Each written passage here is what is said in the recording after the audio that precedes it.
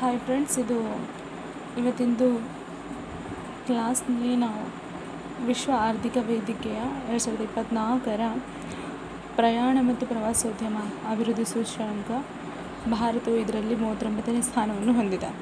ಇದರ ಬಗ್ಗೆ ತಿಳಿದುಕೊಳ್ಳೋಣ. Next, India ranks 39th on the World Economic Forum's travel and tourism development. 2024 ಮೇ 21ರಂದು ವಿಶ್ವ ಆರ್ಥಿಕ ವೇದಿಕೆಯು ಈ ಪ್ರಯಾಣ ಮತ್ತು ಪ್ರವಾಸೋದ್ಯಮ ಸೂಚ್ಯಂಕ 2024 ಬಿಡುಗಡೆ ಮಾಡಿತ್ತು. ಈ ವರದಿಯನ್ನು ವಿಶ್ವ ಆರ್ಥಿಕ ವೇದಿಕೆ ಮತ್ತು ಸುರ್ರೆ ವಿಶ್ವವಿದ್ಯಾಲಯದವರು ಜಂಟಿಯಾಗಿ ತಯಾರಿಸಿದ್ದಾರೆ. ಈ ವರದಿಯನ್ವಯ ಭಾರತವು 39ನೇ ಸ್ಥಾನವನ್ನು ಪಡೆದಿದೆ. ಎಷ್ಟನೇ ಸ್ಥಾನ? 39ನೇ ಸ್ಥಾನ ಪಡೆದಿದೆ. 2021ರ ವರದಿಯಲ್ಲಿ 54ನೇ ಸ್ಥಾನ ಪಡೆದಿತ್ತು.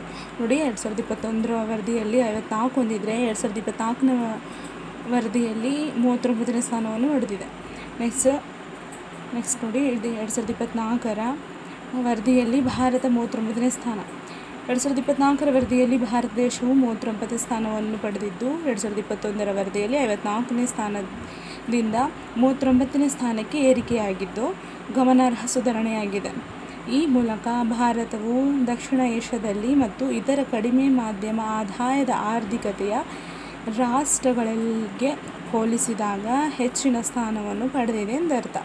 ನೆಕ್ಸ್ಟ್, ಇಲ್ಲಿದೆ ನೋಡಿ, ಇಲ್ಲೊಂದು ಮ್ಯಾಗ್ಝಿನಲ್ಲಿ ಇಲ್ಲೊಂದು ಕೊಟ್ಟಿದ್ದಾರೆ ನೋಡಿ. 2024ರ ವರದಿಯಲ್ಲಿ ಅಗ್ರಸ್ಥಾನ ಪಡೆದಂಥ ದೇಶ ಯಾವುದಂದರೆ ಅಮೇರಿಕ ದೇಶವು ಅಗ್ರಸ್ಥಾನದಲ್ಲಿದೆ. ಇದರ ನಂತರ Spain, Japan, France, Australia, Germany, UK, China, Italy ಮತ್ತು ಸ್ವಿಟ್ಜರ್ಲ್ಯಾಂಡ್ ರಾಷ್ಟ್ರಗಳಿವೆ. ಜಾಗತಿಕ ಚೇತರಿಕೆ ಕಂಡ ಪ್ರವಾಸೋದ್ಯಮ. ಹೌದು, ಯಾವ ಥರ ಅಂತಂದರೆ 54ನೇ ಸ್ಥಾನದಿಂದ 39ನೇ ಸ್ಥಾನಕ್ಕೆ ಏರಿದೆಯಲ್ಲ, ಅದಕ್ಕೆ ಚೇತರಿಕೆ ಕಂಡಿದೆ ಪ್ರವಾಸೋದ್ಯಮ ಕ್ಷೇತ್ರದಲ್ಲಿ.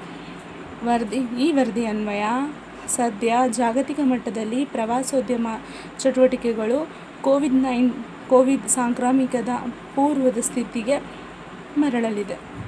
ಕೋವಿಡ್ ಸಾಂಕ್ರಾಮಿಕ ವೇಳೆ ಜಾಗತಿಕ ಮಟ್ಟದಲ್ಲಿ ಪ್ರವಾಸೋದ್ಯಮ ಚಟುವಟಿಕೆಗಳು ಸೂರಾಗಿ ಹೋಗಿದ್ದವು. ಪ್ರವಾಸಿಗರ ಆಗಮನದ ಸಂಖ್ಯೆಯು ಕುಸಿದಿತ್ತು. ನೆಕ್ಸ್ಟ್, ಸದ್ಯ ನಿರ್ಬಂಧಗಳನ್ನು ತೆರವುಗೊಳಿಸಲಾಗಿದೆ. ಹಾಗಾಗಿ ಪ್ರಸಕ್ತ ವರ್ಷದಲ್ಲಿ ಜಾಗತಿಕ GDP ಹೆಚ್ಚಳಕ್ಕೆ ಪ್ರವಾಸೋದ್ಯಮ ಚಟುವಟಿಕೆಗಳು ನೆರವಾಗಲಿದೆ.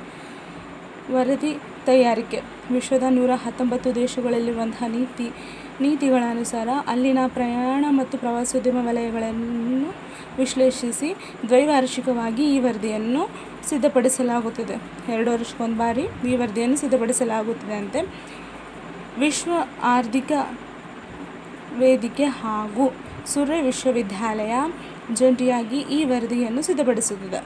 2024ರ ವರದಿಯಲ್ಲಿ ಸ್ಥಾನ ಪಡೆದಂತಹ ರಾಷ್ಟ್ರಗಳು. ಮೊದಲನೇ ಸ್ಥಾನ ಯಾವುದಂದರೆ USA, Spain, Japan, France, Australia, Germany, United Kingdom, China, Italy ಮತ್ತು 10ನೇ ಸ್ಥಾನವನ್ನು ಸ್ವಿಟ್ಜರ್ಲ್ಯಾಂಡ್ ದೇಶ ಪಡೆದುಕೊಂಡಿದೆ. ನೆಕ್ಸ್ಟ್, 2024ರ ವರದಿಯಲ್ಲಿ ಕೊನೆಯ 5 ಸ್ಥಾನಗಳು ಅಂತಂದರೆ 119 ದೇಶಗಳು ಇದ್ದಾವಲ್ಲ, 119ನೇ ದೇಶ ಯಾವುದಂದರೆ ಮಾಲಿ. ಇದು 2024ರ ವರದಿಯಲ್ಲಿ ಕೊನೆಯ ಸ್ಥಾನ ಪಡೆದಂತಹ ರಾಷ್ಟ್ರವಾಗಿದೆ. ನೆಕ್ಸ್ಟ್, 118ನೇ ಸ್ಥಾನ ಸಿಯೆರಾ ಲಿಯೋನಾ. ನೆಕ್ಸ್ಟ್, 117ನೇ ಸ್ಥಾನ ಕ್ಯಾಮರೂನ್. 116ನೇ ಸ್ಥಾನ ಆಂಗೋಲಾ. ನೆಕ್ಸ್ಟ್, 115ನೇ ಸ್ಥಾನವನ್ನು ಮಲಾವಿ ದೇಶ ಪಡೆದಿದೆ. ಭಾರತದ ನೆರೆ ರಾಷ್ಟ್ರಗಳ ಸ್ಥಾನ ನೋಡಿ. ಭಾರತದ ನೆರೆ ರಾಷ್ಟ್ರಗಳು ಯಾವ ಥರ ಸ್ಥಾನ ಹೊಂದಿದಾವೆ ಅಂದರೆ ಚೀನಾ 8ನೇ ಸ್ಥಾನ ಹೊಂದಿದೆ, ಭಾರತ 39, ಶ್ರೀಲಂಕಾ 76, ಪಾಕಿಸ್ತಾನ 101, ನೆಕ್ಸ್ಟ್ ನೇಪಾಳ 105, ಆಮೇಲೆ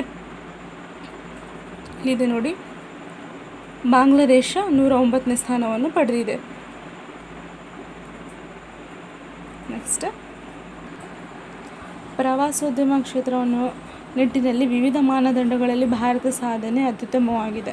ಸ್ಪರ್ಧಾತ್ಮಕ ಬೆಲೆ ಸೂಚಿಯಲ್ಲಿ 18ನೇ ಸ್ಥಾನ ಹೊಂದಿದೆ. ಸ್ಪರ್ಧಾತ್ಮಕ ವಿಮಾನ ಮತ್ತು ವಿಮಾನ ಸಾರಿಗೆ 26ನೇ ಸ್ಥಾನವನ್ನು ಹೊಂದಿದೆ.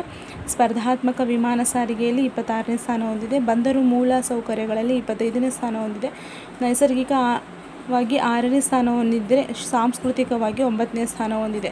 ಇದು ವಿವಿಧ ಮಾನದಂಡಗಳಲ್ಲಿ ಭಾರತ ಸಾಧನೆ ಮಾಡಿರುವಂತಹ ಸೂಚ್ಯಂಕಗಳು. ನೆಕ್ಸ್ಟ್, ಭಾರತದ ಸ್ಥಾನ ಸುಧಾರಣೆಗೆ ಕಾರಣಗಳು ನೋಡಿ.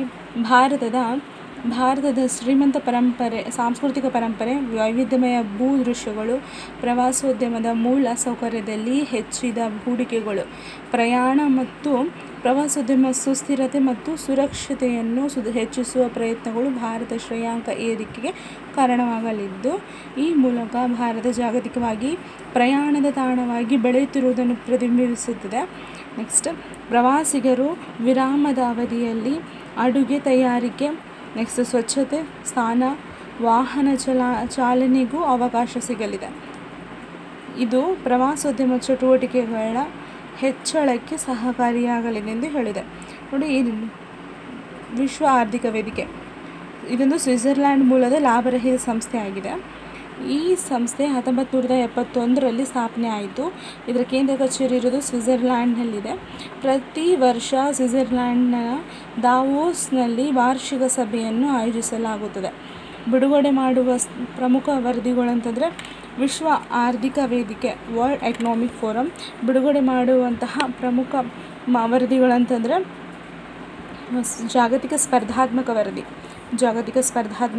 ಜಾಗತಿಕ ಲಿಂಗ ಅಂತರ ವರದಿ, ಜಾಗತಿಕ ಪ್ರಯಾಣ ಮತ್ತು ಪ್ರವಾಸೋದ್ಯಮ ವರದಿ, ಈಗ ನೋಡಿದ್ದೀವಲ್ಲ ಇದ್ರ ಬಗ್ಗೆನೇ. ನೆಕ್ಸ್ಟ್, ಜಾಗತಿಕ ಗಂಡಾಂತರ ವರದಿ, ಜಾಗತಿಕ ಮಾಹಿತಿ ಮತ್ತು ತಂತ್ರಜ್ಞಾನದ ವರದಿ. ಇವೆಲ್ಲವೂ ವಿಶ್ವ ಆರ್ಥಿಕ ವೇದಿಕೆ ವರ್ಲ್ಡ್ ಎಕನಾಮಿಕ್ ಫೋರಮ್ ಬಿಡುಗಡೆ ಮಾಡುವಂತಹ ವರದಿಗಳಾಗಿವೆ. Thanks for watching guys.